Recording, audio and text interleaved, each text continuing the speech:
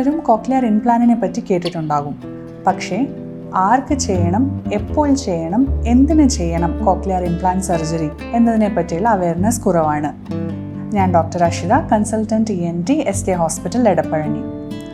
നമ്മൾ എങ്ങനെയാണ് കേൾക്കുന്നത് എന്ന് മനസ്സിലായാലേ കോക്ലിയർ ഇംപ്ലാന്റ് എന്ന മാർവലസ് ഡിവൈസിനെ പറ്റി നമുക്ക് മനസ്സിലാക്കാൻ പറ്റുള്ളൂ. ശബ്ദം കർണനാളത്തിലൂടെ സഞ്ചരിച്ച് കർണപടം, അതായത് ടിംപാനിക് മെംബ്രെയിനിൽ വന്ന് പതിക്കുമ്പോൾ ടിംപാനിക് മെംബ്രെയിൻ ചലിക്കുന്നു. അതിൻ്റെ ചലനം മിഡിൽ ഇയർ, അതായത് മധ്യകർണത്തിലെ എല്ലുകളിലൂടെ ചലിച്ച് ഇന്നർ ഇയറിലെ ഫ്ലൂയിഡിലെത്തുന്നു.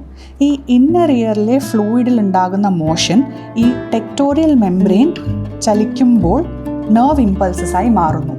ഇങ്ങനെ ഉണ്ടാകുന്ന nerve impulses cochlear nerve brain വഴി എത്തിക്കുമ്പോഴാണ് നമ്മൾ ശബ്ദം കേൾക്കുന്നത്. കേൾവി കുറയുന്നതിൻ്റെ മെയിൻ കാരണം കോക്ലിയയിൽ വരുന്ന ഡാമേജോ അതോ കോക്ലിയർ നെർവിൽ ഉണ്ടാകുന്ന ഡാമേജോ ആണ്. മോസ്റ്റ് കോമൺലി കോക്ലിയയിൽ ഉണ്ടാകുന്ന ഡാമേജ് കാരണമാണ് കേൾവി നഷ്ടപ്പെടുന്നത്.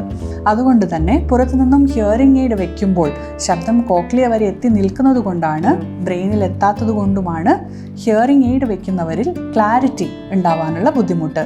കോക്ലിയർ ഇംപ്ലാന്റിന്റെ മികവ് ഇവിടെയാണ് നമുക്ക് മനസ്സിലാക്കാൻ പറ്റുന്നത്. കോക്ലിയർ ഇംപ്ലാന്റിൽ 2 കമ്പോണൻസ് ആണ് ഉള്ളത്, എക്സ്റ്റേണൽ കമ്പോണൻറ്റും ഇന്റേണൽ കമ്പോണൻറ്റും. ഇന്റേണൽ കമ്പോണൻറ്റ് നമ്മൾ ചെവിക്കുള്ളിൽ സർജറിയിലൂടെയാണ് വെക്കുന്നത്. ഇന്റേണൽ കമ്പോണൻറ്റിൻ്റെ ഭാഗമായ ഈ ഇലക്ട്രോഡ് അറേ കോക്ലിയയിലാണ് വെക്കുന്നത്.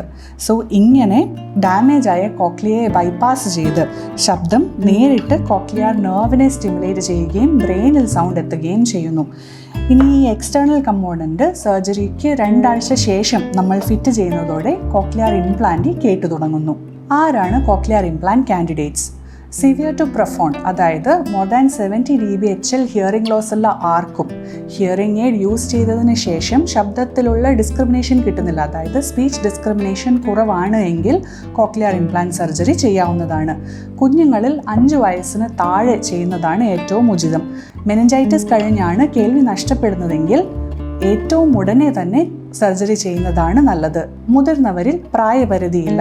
103 വയസ്സിൽ കോക്ലിയർ ഇംപ്ലാന്റ് സർജറി ചെയ്യപ്പെട്ട ആളാണ് ലോകത്തിലെ ഏറ്റവും പ്രായം കൂടിയ കോക്ലിയർ ഇംപ്ലാന്റി.